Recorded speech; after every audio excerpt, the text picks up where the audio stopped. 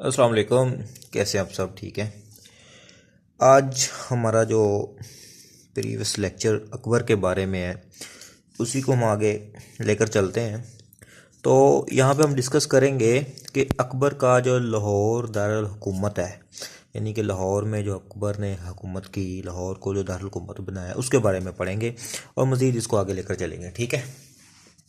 तो सबसे पहला जो एमसीक्यूज बनता है कि अकबर का लाहौर दारुल हुकूमत उसका जो टाइम पीरियड क्या था, वो 1584 से लेकर 1598 तक था। ठीक है। तो लाहौर को दारुल हुकूमत किसने बनाया था? अकबर ने बनाया था। एक एमसीक्यूज क्लियर हो गया आपका। 14 साल के लिए बनाया था। दूसरा एमसीक्यूज आपका क्लियर हो गया। फतेहपुर सिकरी के बाद लाहौर को अकबर ने दारुल हुकूमत बनाया था। ठीक है। तो अब बात यहाँ पे गौर से सुन ले कि अकबर ने पहला दारुल हुकूमत किसको बनाया था? फतेहपुर सिकरी को। ठीक है। जैसे मैंने आपको पिछले लेक्चर में बताया था, अगर आपने वो नहीं लेक्चर देखा तो काइंडली आप मेरे यूट्यूब चैनल पे जाकर उसको देख सकते हैं। ठीक है। पहला फतेहपुर सिकरी को बनाया था, जो उसके पीर की रहायशगाह थी, पीर का शहर था वहाँ पे। ठीक, उस वजह से। और दूसरा जो था उसने जो बनाया था कैपिटल, वो लाहौर को बनाया था। ठीक है। और दोनों का टाइम पीरियड सेम था, 14-14 साल। ठीक है। नेक्स्ट हम मूव करते हैं old wall city of Lahore. ठीक है। उसके कितने गेट हैं? 13 गेट। सिंपल सी बात है कि जो पुरानी दीवार है लाहौर सिटी जिसके नाम से मशहूर है, उसका कितने गेट है, यानी कि पुराने लाहौर के 13 गेट्स हैं और अब लाहौर के कितने 12 गेट हैं। ठीक है। अकबर ने गुजरात को 1571 में फतह किया था, 1571 में। ठीक है। नेक्स्ट मूव करते हैं बैटल ऑफ हल्दीगत। ठीक है। हल्दीगत को याद करने का तरीका है कि हल्दी जो थी घरों में यूज़ करते हैं, अब उसके नाम से याद कर सकते हैं।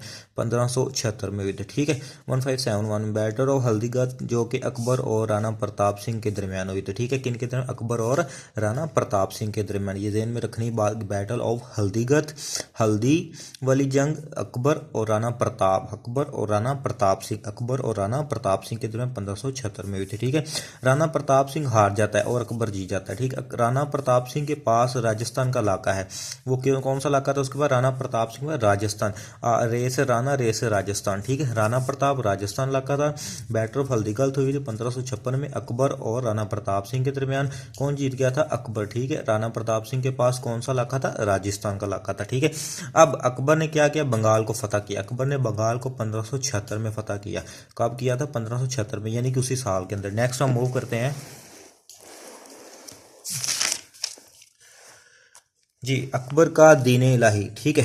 तो अकबर ने ना बड़ी अजीब अजीब सी, मतलब कि दीन के अंदर तब्दीलियां लाने की कोशिश की है, जो इंसान को अल्लाह से दूर और शिरक की तरफ लेकर जाती है। ठीक है। हम डिस्कस करते हैं कौन कौन सी है। तो 1582 के अंदर, 1582 के अंदर अकबर एक सेक्युलर किस्म का इंसान था।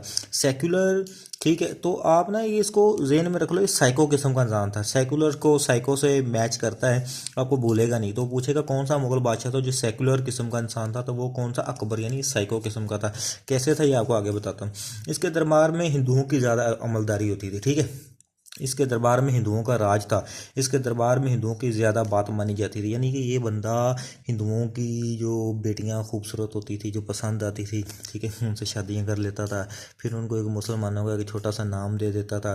फिर हिंदुओं के इस तरह ना उनके इलाकों पे साथ मिलजुल के, ठीक है, यानी कि मुनाफिक किस्म का बंदा था, हाइपोक्रेट बंदा था। ठीक है।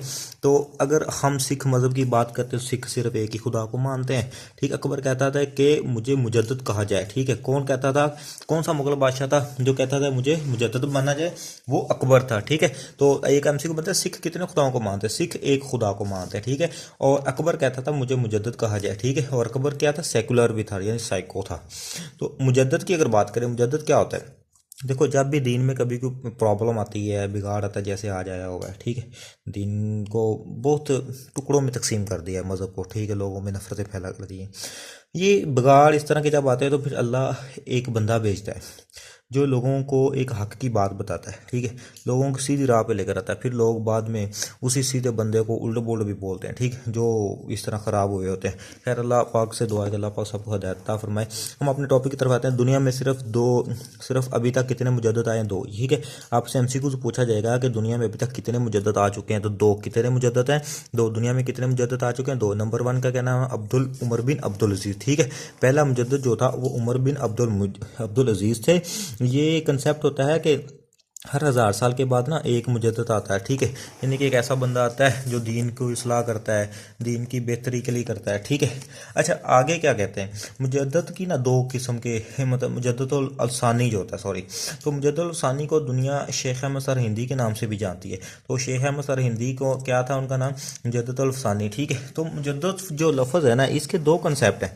एक कौन सा कंसेप्ट है, एक कंसेप्ट है वहदतुल वजूद नज़रिया का। अच्छा, इसको वहदतुल वजूद नज़रिए का कंसेप्ट सबसे पहले इब्ने अल अरबी ने दिया था, ठीक है। इब्ने अल अरबी ने कहा कि दुनिया में जितनी भी चीज़ें हैं वो अल्लाह ताला के वजूद से हैं, और इसने कहा था कि जब कोई इंसान मर जाता है तो उसके मरने के बाद उसका वजूद जो है वो अल्लाह ताला से मिल जाता है, ठीक है। और ये खुलम खुला शिरकाना वाली हर बात है।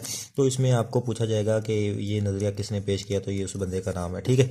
नेक्स्ट हम मूव करते हैं, वहदतुल शहूद की बात करते हैं। तो इसके मुताबिक ये किसने पेश किया, वहदतुल शहूद शेख अहमद सरहिंदी ने पेश किया था। देखो याद करने का तरीका क्या है, शीन से शहूद, शीन से शेख अहमद सरहिंदी, मिलता जुलता, ठीक है। तो इस तरह आप भूलेगा, जैसे पीछे मैंने बताया राणा प्रताप सिंह, तो आर से रे से राणा, तो रे से राजस्थान इलाका उसका था, ठीक है। तो इसे को कहा था कि दुनिया में, मतलब ये कहता था कि जो भी इंसान मर जाता है ना वो अल्लाह के जात का हिस्सा नहीं होता। तो ये बात बिल्कुल ठीक है। अल्लाह कुरान फरमाता है कि मेरा कोई मिसल नहीं है और ना ही मेरा कोई शरीक है, ठीक है। कुल्लु हुवल्लाहु अहद अल्लाहु समद, अल्लाह का कोई शरीक नहीं है, ठीक है। तो ये बात बिल्कुल ठीक करता था, ठीक है। नेक्स्ट हम मूव करते हैं, ले मेरे भाई। तो अकबर जो था ना, अकबर, ये देखें, ये वहदतुल वजूद का नज़रिए का, यानी कि ये इसका ये कंसेप्ट है कि कोई मर जाए तो वो अल्लाह की ज़ात से मिल जाता है, ठीक है। तो हिंदुआना कंसेप्ट है इसके, ठीक है। वाकई मैंने आपको पहले क्या कहा, साइको जहल किस्म का इंसान था, ठीक है। ये बदतमीज़ किस्म के लोग थे। तो हो एक्सेप्ट अकबर दीन इलाही।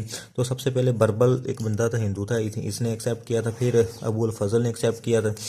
ये दो MCQs बने गए, अकबर का जो दीन कितने लोगों ने एक्सेप्ट किया, ठीक है। तो ये दो लोगों ने, पहला कौन सा, बरबल, दूसरा कौन सा, अबुल फजल, ठीक है।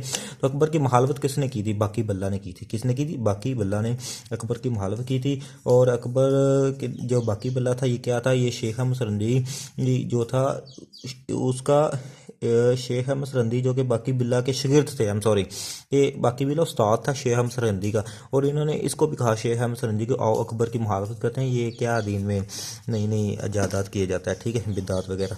तो अकबर का जो दीन इलाही, ये फिर किसने ख़त्म किया, अकबर का जो दीन इलाही था ये ख़त्म किया था औरंगज़ेब ने। पूछा जाएगा कि अकबर का दीन इलाही किस बादशाह ने, बादशाह की बात की है तो औरंगज़ेब। अकबर के दीन इलाही को एक्सेप्ट किसने किया, कितने लोगों ने, दो लोगों ने। एक कौन सा था, पीछे भी पढ़ा हमने, बरबल था, और दूसरा कौन सा, अबुल फजल, ठीक है। मुखालफत कितने लोगों ने की, दो लोगों ने की थी, ठीक। उनके किन किन का नाम, बाकी बिल्ला का नाम और शेख अहमद सरहिंदी। दोनों में क्या रिलेशन था, उस्ताद शागिर्द। उस्ताद कौन था, बाकी बिल्ला, ठीक है। और शागिर्द ज़ाहिर बात है शेख अहमद सरहिंदी साहब थे, ठीक है। आगे कहते हैं सिंध को फतह करना। अकबर ने फिर सिंध को फतह किया 1591 के अंदर, ठीक है। तो अकबर की जो हुकूमत थी ना, टोटल 12 सूबों में तकसीम थी। आपसे पूछा जाएगा अकबर की हुकूमत कितने सूबों में तकसीम थी, 12 सूबों में। सिंध को कब फतह किया, 1591 के अंदर, ठीक है। आपकी बात क्लियर होगी है। फिर अकबर के दरबार की ज़ुबान कौन सी थी, फ़ारसी ज़ुबान थी, ठीक है। अकबर के दौर में जो बरतानिया की मलका थी वो कौन सी थी, एलिज़ाबेथ वन, कौन सी थी, एलिज़ाबेथ वन, ज़ुबान फ़ारसी थी। और ये तकरीबन बादशाहों के जितने मुगल हैं उनके फ़ारसी ज़ुबानी थी, ठीक है। और अकबर के दौर में जो क्वीन एलिज़ाबेथ वन, ठीक है, क्वीन एलिज़ाबेथ वन थी, ठीक है। 1591 में अकबर ने सिंध को फतह किया था, ठीक है। अब हम आते हैं शेहू, यानी कि अकबर का बेटा, जो पीछे हमने लेक्चर में पढ़ा, ठीक है। अगर आपने नहीं पढ़ा तो फिर भी मैं आपसे कह रहा हूँ कि आप प्रीवियस लेक्चर को देख लें, ताकि आप एक सीरीज़ का लेकर चलें, ठीक है। हमारे जितने भी ये मैं लेक्चर अपलोड कर रहा हूँ ये बिल्कुल एक सीरीज़ के मुताबिक है। शेहू अनारकली, शेहू जो था ये अयाश परस्त था, इसको अनारकली से मोहब्बत होगी थी, ठीक है। काम इसके भी हरामियों वाले थे, ठीक है। बाप भी वैसा था, बेटा भी वैसा था, ठीक है। तो अनारकली जो थी ये बेसिकली कौन थी, ये अकबर के ना दरबार में नाचती थी। देखो काम चेक करो इन लोगों के, ठीक है, जहल इंसानों के, ठीक है। नाचती तवाइफ थी। तो अनारकली का असल नाम क्या था, शरीफुल नसा, लो अल्लाह अकबर, नाम शरीफा बेगम, काम में शैताना ले, ठीक है। तो शरीफुल नसा और नदारा बेगम, दो नाम इसने रखे हुए थे, ठीक है। दोनों चलाती थी नाम सुबह शाम को।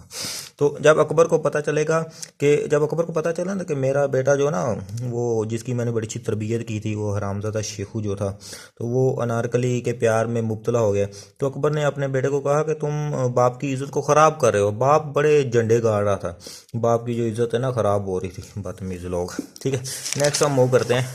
भाई माइंड नहीं करना, बाकी इन लोगों पे मुझे गुस्सा आता है। ठीक है, जब अल्लाह किसी को ताकत देता है तो उस ताकत का अच्छा इस्तेमाल करना चाहिए। ज़िंदगी हमेशा नहीं है, ये लोग मर खप गए हैं, दुनिया में इनका नाम निशान नहीं है, तो बस ऐसे किताबों में इनकी औकात नज़र आती है। तो अच्छे काम किए थे तो अच्छे लफाज से इनको याद किया जाता है। खैर, इनका मामला अल्लाह के साथ है। अच्छा, जब अकबर अपने वज़ीर आज़म यानी कि अबुल फसील को कहा कि अनारकली को कत्ल कर दो, अकबर ने किसको कहा था? अपने वज़ीर आज़म को, यानी कि उसका जो मुंशी था, मशीर था, उसका नाम क्या था? अबुल फसील। ठीक है, उसने कब कत्ल किया अनारकली को? 1599 के अंदर। ठीक है, 1599 1599 में। ठीक है, जब अकबर ने अनारकली को कत्ल किया तो उसके बेटे की उसकी मुखालफत होगी, ज़ाहिर बात है। काफ़ी देर काम चलता रहा, यहाँ पे कितना खास MCQs नहीं है, बाद में इनकी सुलह हो गई थी। ठीक है, तो ये MCQs बहुत इंपॉर्टेंट MCQs है कि जो अनारकली है उसको कहाँ दफन किया गया? उसको सिविल सेक्रेटरीट की बिल्डिंग में दफन किया गया था। आपको पूछा जाएगा कि आउटसाइड इनसाइड कहाँ पे? ठीक है, तो inside the civil secretariat building. ठीक है, एक और बात याद रखना कि अनारकली के नाम की जगह शरीफुल निसा पूछा सकता है या नदारा बेगम पूछा सकता है, तो आपने जहन में ये बातें रखनी। ठीक है, अब शेखू को बड़ा गुस्सा था कि मेरी जो महबूबा है, मेरी जानमन, उसको इसने कत्ल कर दिया। ठीक है, तो फिर उसने क्या किया कि उसने अपने जो वज़ीर को ना, अबुल फसील को 1602 में ना कत्ल कर दिया। ठीक है, तो खैर बाप बेटे की फिर भी दोबारा से सुलह होगी। ठीक है, तो मेरे भाई यहाँ तक ना ये इनका एक लेक्चर है। ठीक है, नेक्स्ट हम ईस्ट इंडिया कंपनी के बारे में पढ़ेंगे। तो मेरी आपसे रिक्वेस्ट है, चैनल को प्लीज़ सब्सक्राइब किया करें, शेयर किया करें। अगर मैं मेहनत करता हूँ थोड़ा रिवार्ड दे दिया करें। ठीक है, तो इस तरह इंशाल्लाह ये 3 माह के अंदर मैं कंप्लीट PPSC का कोर्स A to Z जितने भी मेरे पर नोट्स तैयार है मैं आपको सब अपलोड करूँगा। आप फ्री ऑफ कॉस्ट इन चीज़ों को जो ले सकते हैं आप, वो 4 5 6 7 हज़ार रुपये फ़ीस देने की भी ज़रूरत नहीं है। वो डिटेल से सारी चीज़ें आपको इंशाल्लाह मैं यहाँ पर बताऊँगा। अल्लाह आप सबको जज़ा दे। अस्सलाम वालेकुम, अल्लाह हाफिज़।